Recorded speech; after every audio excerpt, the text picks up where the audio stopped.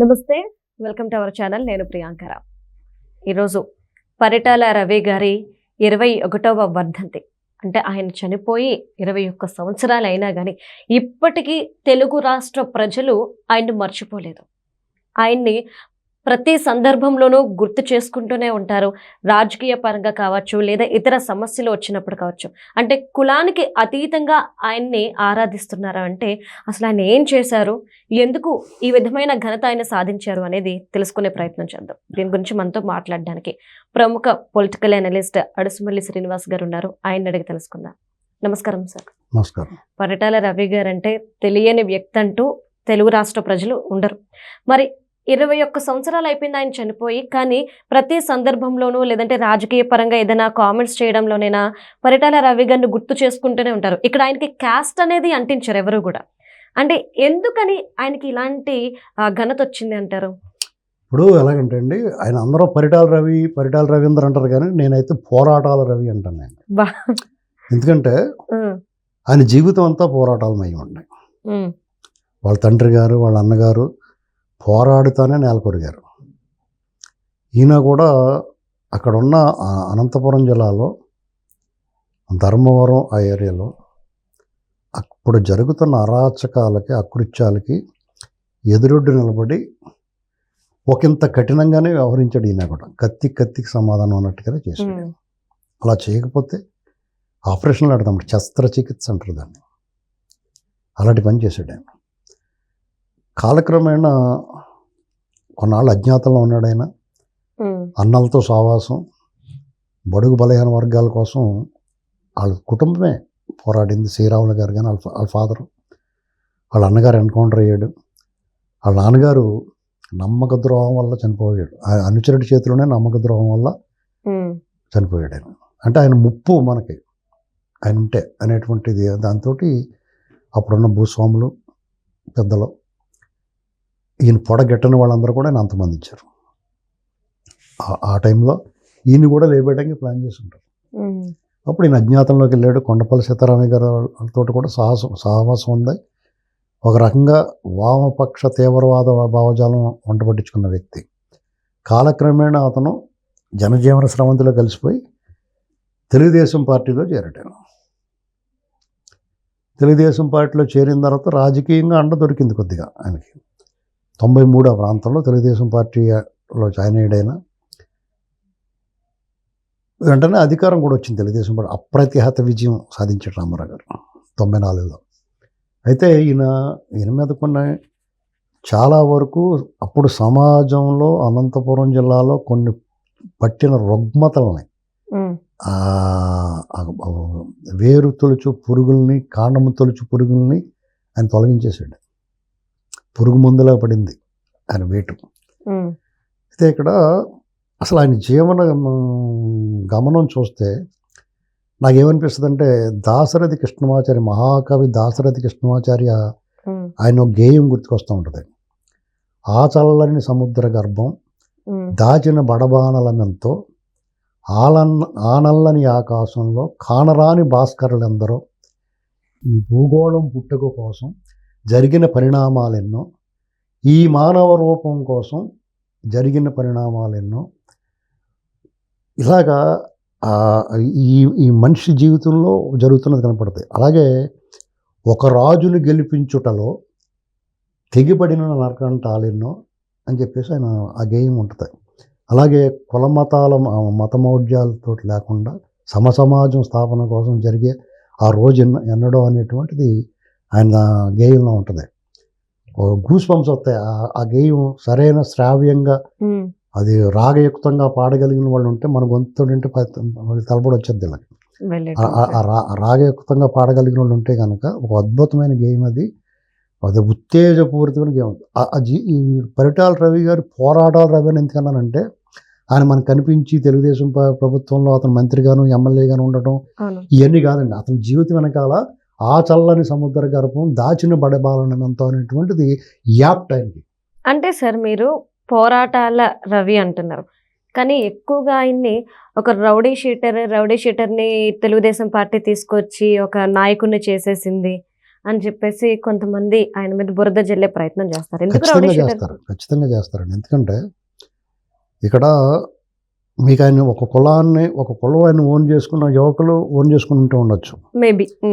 కమ్మ సామాజిక వర్గం వాళ్ళకి 97 వరకు అతను కమ్మవాడని తెలియదు చాలా మందికి. ఓకే. నాకు తెలియదు.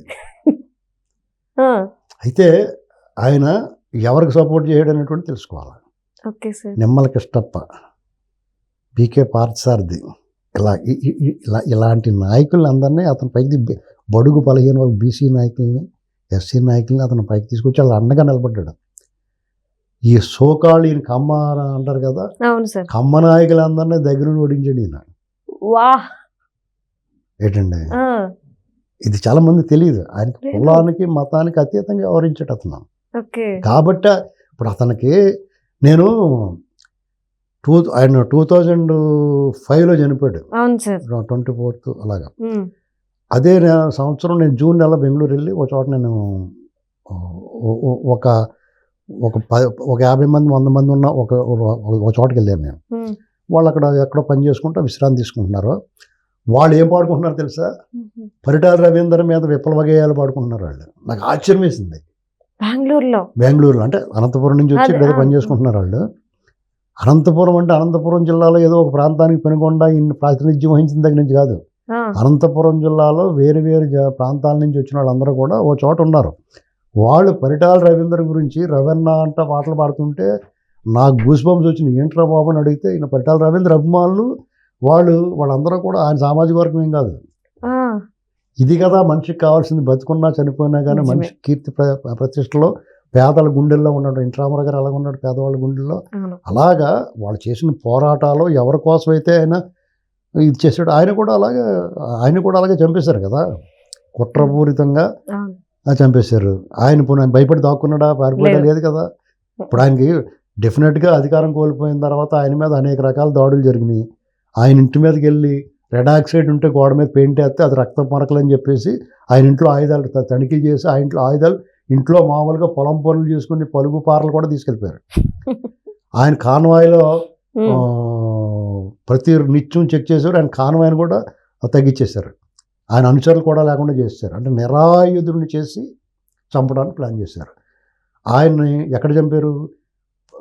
ఆయన నిత్యం ప్రజల్లో ఉన్నాడు. పార్టీ కార్యక్రమాల కోసం అనంతపురం జిల్లా పార్టీ కార్యాలయాల్లో చంపేశారు ఆయన్ని. షార్ప్ షూటర్స్ని పెట్టి, స్నైపర్స్ని పెట్టి, ఇది వేరే ఒకడు వచ్చాడు ఎద్దులు అంటూ నేనే చంపానండి. అదంతా కూడా ట్రాష్ అండి. అప్పుడు ప్రభుత్వం అతన్ని టార్గెటెడ్గా చంపేశారు. అంతే. ఏంటంటే ఇలాంటి ఒక టవరింగ్ పర్సనాలిటీని మనం అడ్డు తొలగిస్తే, చంపేస్తే మిగతా వాళ్ళందరికీ భయభ్రాంతులు గురవుతారు. ఎవరు కూడా ముందుకు వచ్చి విమర్శించడం కూడా సాహసించరు. అదొక కారణం. 2, గాలి జనార్దన్ రెడ్డికి ఆ గనులు ఏంటండి చెప్పాలి, అతను దోచుకోవాలి. అవి దోచుకోవాలంటే ఇతను అడ్డంగా ఉంటాడు. ఇతను ఉండగా వాళ్ళ తరం కాదు. అంచేత ఇతను ప్రతిపక్షంలో ఉన్నా చాలా పవర్ఫుల్ ఇతను. కాబట్టి అతన్ని అడ్డు తొలగించుకున్నారు. తర్వాత వాళ్ళు ఆయన వెళ్ళిపోయిన తర్వాత ఆయన ఇష్టమైనట్టు మాట్లాడతారు. ఆయన రౌడీ అంటారు, రౌడీ షీటర్ అంటారు. మరి ఈయన చేతులు ఎవరైతే హతమయ్యారో వాళ్ళు గాంధీ మహాత్ములను, చాచా నెహ్రూలోను, లాల్ బహదూర్ శాస్త్రి వాళ్ళు. ఆడపిల్ల కనపడితే బయట వేసుకుంటే చాలు ఎత్తుకెళ్ళిపోయిన దుర్మార్గులు, నీచ నికృష్టులు. ఏంటండి నిజమే, ఇతను చాలా కఠినంగా వ్యవహరించాడు. అయ్యా నన్ను వదిలేయమని కాళ్ళమే పడితే కూడా క్షమించలేదు. ఎందుకంటే అక్కడతో ఆ రోగం క్యాన్సర్ లాంటిది ఇది. దీన్ని అక్కడ తుత్తముట్టించాలని ఆపరేషన్ చేసి పక్కన పడేసాడు. దానికి కులముద్ర ప్రతిదానికి ఏమవుతుందంటే ఎవరో ఒకళ్ళు వాళ్ళ స్థాయి తగ్గించాలంటే కులముద్ర వేస్తారు. లేదా కొంతమంది ఓన్ చేసుకుంటారు. ఓన్ చేసుకున్నప్పుడు ఏమవుతుందంటే ఇంకా వాళ్ళకి ఆ కులానికి వేసేసి మనకు అక్కర్లేదులే అన్నట్టు. కానీ ఆయన వల్ల లబ్ధి పొందిన వాళ్ళు కానీ, ఆయన వల్ల పైకి వచ్చిన వాళ్ళు కానీ, ఆయన రక్షణ పొందిన వాళ్ళు కానీ ఆయన ఎలా మర్చిపోతారు జీవితంలో? ఏంటండి ఇక్కడ మనం పరిటాల రవీంద్ర అనేటువంటి వాడిని, ఆయన్ని పోరాటాల రవిని ఎందుకన్నానంటే నిజంగా వీరుడు అతను. శౌర్యము ప్రతాపము కలిగిన వీరుడు. ఏంటండి ఎక్కడా కూడా భయము, బేలతనము, అభద్రతాభావం లేని వ్యక్తి. ఎక్కడా వెనకడుగులే. చావు కళ్ళ ముందున్న, కంటి ముందు చావు నిలువెత్తని మృత్యువు నిలబడినా ఎక్కడ వెనకడుగేలేదు, దాక్కోలేదు. కాబట్టి అతను ఇవాళకి కూడా గుర్తుంచుకుంటున్నాం. ఖచ్చితంగా పరిటాల రవీంద్ర గారు అమర్ రహే అని చెప్పి నేను ఆయన అభిమానిస్తాను. ఎందుకు అభిమానిస్తానంటే అతను ఇండియా టుడేలో 93 ముందు ఆయన రాజకీయ ప్రవేశం చేసే ముందు ఆయన ఒక కవర్ పేజ్ చేశాడు. పరిటాల రవీంద్ర గారు కవర్ పేజ్ చేసి ఆయన ఒక కథనం రాశారు. ఆయన జీవితం సినిమాల్లో గట్రా చూపించింది అంతా కూడా కరెక్ట్ కాదు. ఆయన మీద సినిమాలో తీశారు, సినిమాలో చూపించారు, అందులో కొంతే చూపించారు ఆయన జీవితంలో. నిజంగా ఆయన ఒక దాన్ని ఏంటంటారంటే ఇన్స్పిరేషనల్ ఆయన స్టోరీ ఖచ్చితంగా. ఎందుకంటే అసలు సిసలో శిష్ట రక్షణ దుష్ట శిక్షణ అనేటువంటిది ఆయన లైఫ్లో కనపడుతూ ఉంటుంది. రైట్. అది మరి సరే ఆయన వారసులు ఉన్నారు, వాళ్ళు ఏం పడుతున్నారో అవి మనకు అనవసరం. వాళ్ళు ఏదో రాజకీయాల్లో ఉంటారు, వాళ్ళు పడుతున్నారు, ఏం చేస్తున్నారు, వాళ్ళ అబ్బాయి వాళ్ళ అమ్మాయి మిస్సెస్ అందరూ చేస్తున్నారు, సునీత గారు వాళ్ళంతా. కానీ ఆయన సామూహిక వివాహాలు కానీ బడుగు బలహీన వర్గాల పట్ల వాళ్ళ బాధ్యత, వాళ్ళకి రక్షణగా రక్షణ గోడలా నిలబడ్డాడు కదా వాళ్ళందరికీ. వాళ్ళ కుటుంబం అంతా, వాళ్ళ నాన్నగారు వాళ్ళ అన్నగారు ఈయన కూడా సహజ మరణం పొందలేదు, ఎవరో ఒకళ్ళ చేతిలో హతమైపోయారు. చాలామంది ఏమంటారంటే ఇటువంటి దాంట్లో ఉన్న వాళ్ళు ఎవరన్నా అలా రౌడీజం కాదండి, అది వీరులను కూడా అలాగే వధిస్తారు. అర్థమైందండి, వాళ్ళు అలా వధించారు, అది జరిగింది. కాబట్టి పరిటాల రవీంద్ర గారు ఇప్పటికీ కూడా పోరాటాల రవిగానే నేను చూస్తాను. Right. Thank you so much sir.